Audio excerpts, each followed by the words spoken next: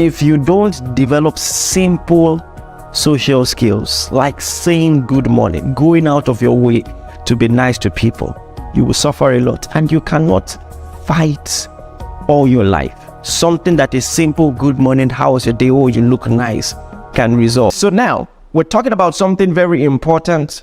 Listen, I've seen this way too many times. I've seen brilliant careers cut short or limited because of the inability of the people to develop or maintain great social skills. You know, just last season in the NBA season, the basketball season, I was taking note of a very promising basketball team that was getting better.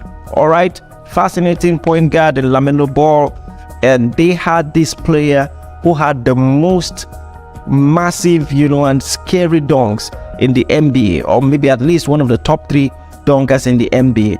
And much to my surprise, just when I was anticipating the next season, the new pieces they will add and how they can find themselves in at least playoff contention, this guy, we hear that he has this criminal case. He lost his temper. I think he beat up somebody, and because of that cut short his career. I think he's in jail now or something. Way too many times I've seen that with movie stars, I've seen that with actors, I've seen that with great people who have extraordinary advantage in one aspect of their lives, but because of basic social skills or the lack thereof, they find their gifts inhibited, limited, or totally eradicated. And that's why you must learn this. You see, one of the stories I think I have permission to share is there's this lady I love and respect very much. She's one of the smartest people I ever saw in my life. And how is that? The first few semesters in the university, she had straight A's. I mean, straight A's, no single B. So in her second year in the university, her CGPA was 5.0. And of course, she went on to be one of the best graduating students in the entire class, not in her department, but in the entire set. All right. And then of course, as you could expect, got a good job almost immediately, and all of that. But much to our shock and to my shock, when it was time for her to be promoted, she was not promoted.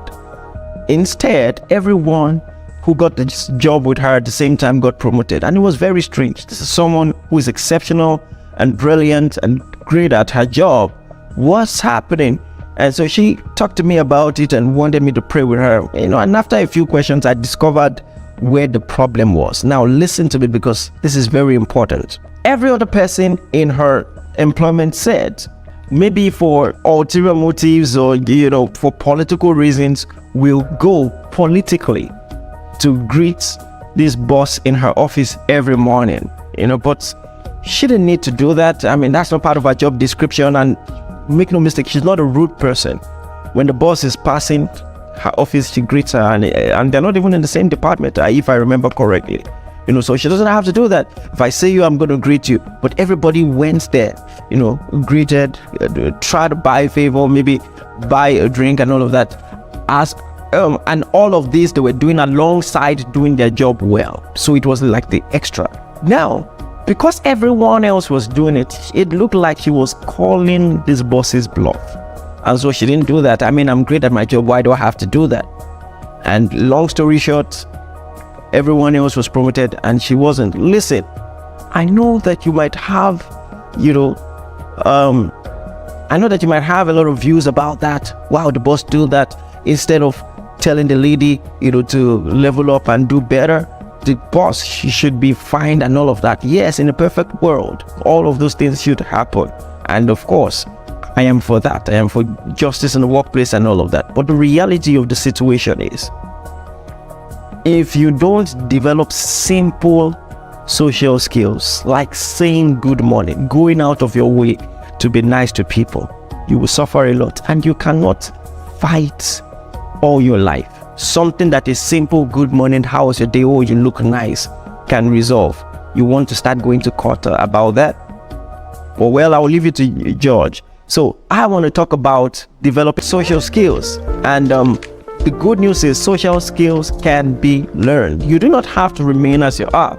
Some of us use phrases like, oh well, that's how I am, or I was born that way, and we use that as an excuse. We excuse ourselves from putting in the work required to improve social skills. But here is something you need to know.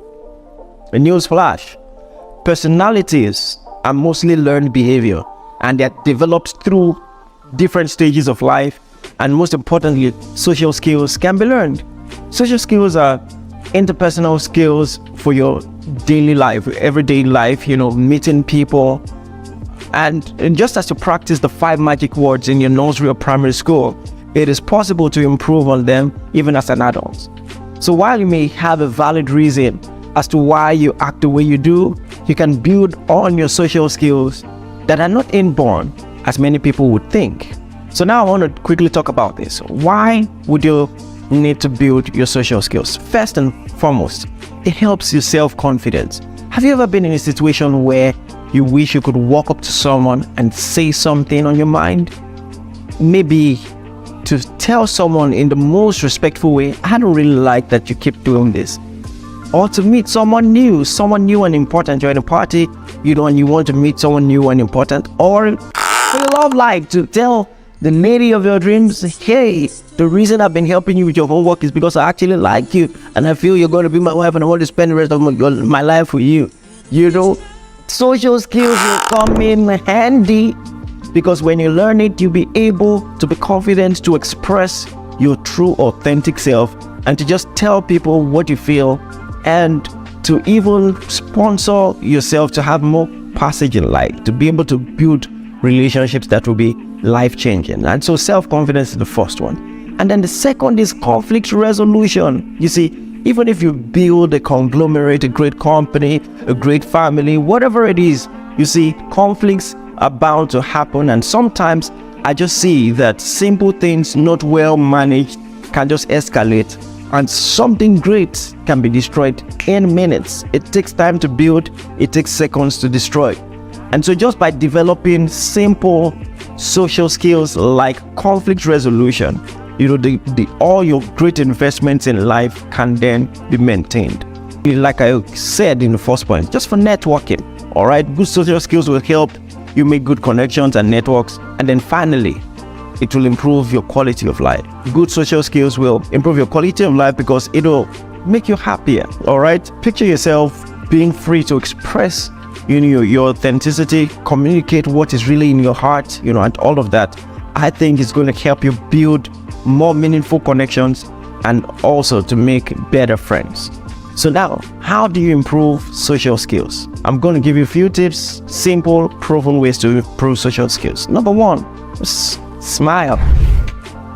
Mental health advocates say that a genuine smile is the most influential and persuasive body language a person can exhibit. Simply smiling at someone genuinely is enough to give them a sense of trust and credibility when relating with you.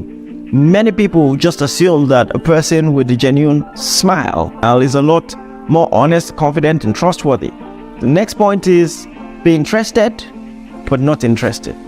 This quote is by Dale Carnegie, who wrote this very good book, How to Win Friends and Influence People. Listen, I want to say this. It doesn't matter how good you are at any other thing in life. If you haven't learned to win friends and influence people, if you haven't invested in learning about, social skills, if anybody ever considers you socially awkward, all right, or you has considered you someone who has very low emotional intelligence, please go and invest in it, because it's going to really affect your life. So buy a book like this and books like that and just learn how to do more with people. So now he says something intriguing. He says be interested and not interested.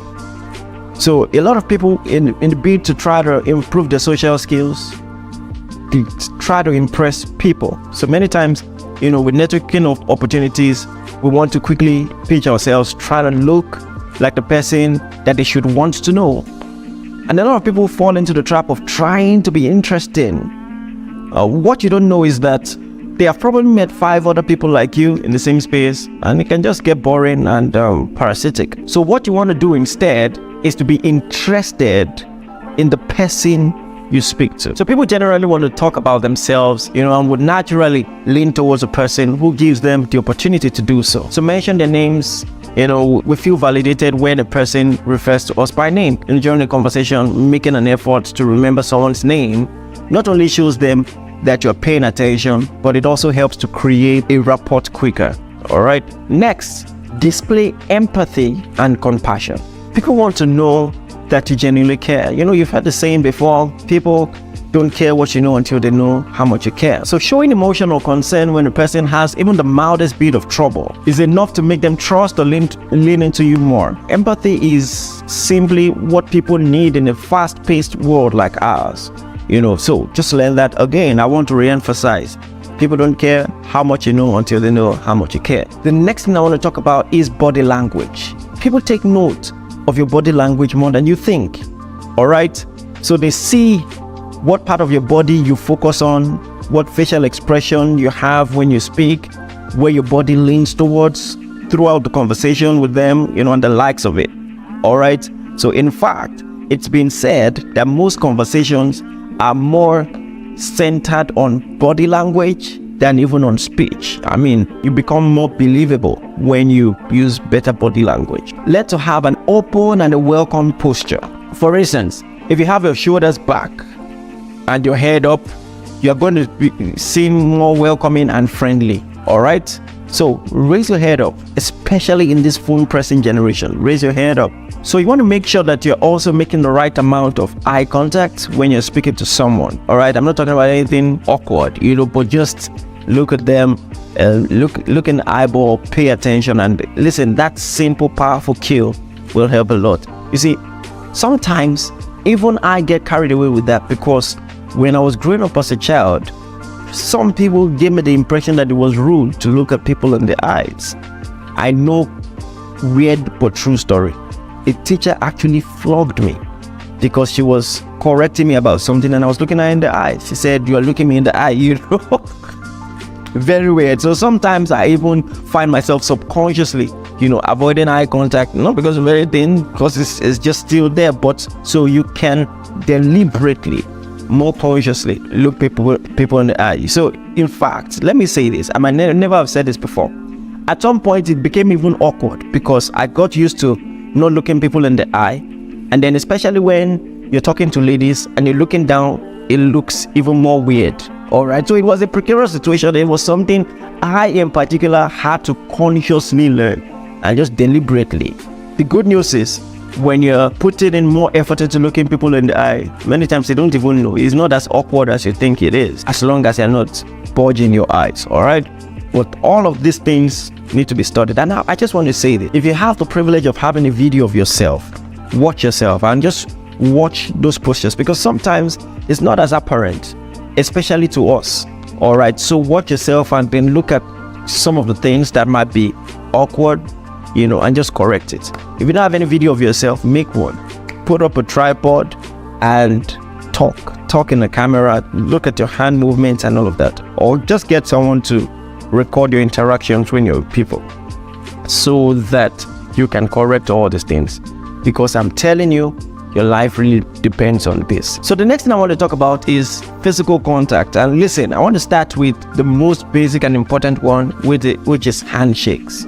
All right, so when you're shaking, now you need to listen and get this one right. If you do too much, it's going to be awkward. If you do too little, it's going to be awkward. When you're shaking someone, don't go, just don't make it too soft and don't make it too firm.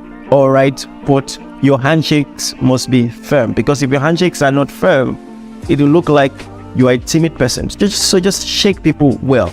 But when it comes to every other physical touch, you need to be careful. All right, first and foremost, not everybody likes you. So you need to ease into that. All right, not everybody has the culture of hugs and embrace, so you want to be careful and play it safe, especially with the opposite sex, maybe side hugs, and all of that. And then occasionally, when you're shaking people, if you can go a step further, if you can give them a slight touch on the shoulder. I wish I could demonstrate that, with your other hand, just say, "How you doing? It's good to see you," and all of that. I think that's something very confident and something that can also be endearing. All right. Now, you're not learning all of this to be manipulative. You're just learning this to express your true, authentic self. All right. So the next thing I want to talk about is dress well. Now, I'm going to have an entire episode on this alone. All right. So you want to watch out for that. Next week, we're talking about dressing. I'm going to take you into my wardrobe and show you a few things that work well for me. So anticipate that. So before anyone notices anything about you, one of the first things they will notice is your dressing. Dressing is a skill, and it will make people pay more attention to you. A good social skill, dressing is actually. It gives an occasion for light conversations and small talk.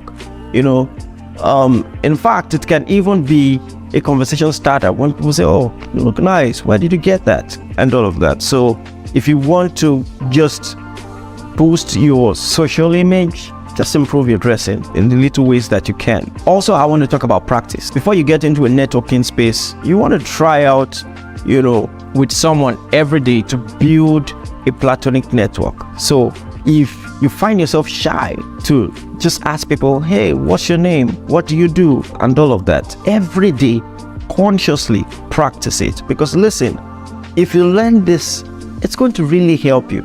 Let me say this, even in an office environment, your boss would like to work with people that he's comfortable working with. All right. So just learning how to be a warm person and socially, emotionally intelligent person will really help you. Don't just say, "Oh, life is full of politics and people just endear themselves to other people." Well, there might be some things that you are unconsciously doing that are inhibiting your ability to build stronger social connections. So, all right. So practice every day. Don't just go to a place and sit down all by yourself in a party throughout the time and be looking into your phone. Just break out of your shell. All right. When you're doing this for the first time, it will look like you're going to sink and your life is about to end, but you want to just practice because you're going to get better. It doesn't matter how many books you read. Without practice, you cannot develop your social skills. Okay. And the final thing I want to say about this is this: you have to invest in knowledge. Invest in knowledge. This video has helped. It might not have told you everything you need to learn, but I think it should spark a curiosity in you. It doesn't matter how gifted and brilliant you are. With the wrong social skills, you're going to make a lot of mistakes. So some people are just hot-tempered, hot-headed, easily get angry, and people are going to avoid you. All right. So you want to make sure that you're consciously learning about this, and then start with the simple things and learn to greet. I've noticed that this generation in particular, I'm going to sound like one of the people who always makes reference to Gen Zs, but yes, Gen Zs. It doesn't take anything from you. I know how painful it is for you to greet first and the person doesn't respond, but listen, when you enter into an elevator, don't just look away or stare. Just say, "Oh, hello," or "Good morning." Say it and just look away. In fact, it's a good first step. I won't even say you should always look away. Just try to build a conversation once in a while. But it just helps to learn to greet. And so listen, this is just what I'm going to say. I've said a lot of things already. I want you to share more things in the comments, things that you've practiced personally, things that help you. How do you start conversations? And how can people build social skills? Maybe someone else can also learn from you. Share it in the comments. And then please bear in mind that all the things that I'm sharing are for practice. I want you to actually practice it. Personal testimony. One of the reasons that I've been able to do all that God has led me to do, plant a church and all of that, is social skills. A lot of people are so anointed, but they are bad with relationships. It doesn't matter what it is you're called to do. It doesn't matter the destiny on your life. If you don't improve this, it will inhibit you. All right. So I and all the pastors have a great relationship. I and all the workers have a great relationship. And even though they're great people in their own right, it just helps that by the grace of God, I've been able to learn some of these things, and it has helped me personally thus far. I think that social skills will be one of the biggest secrets of my life. I want you to consciously practice it.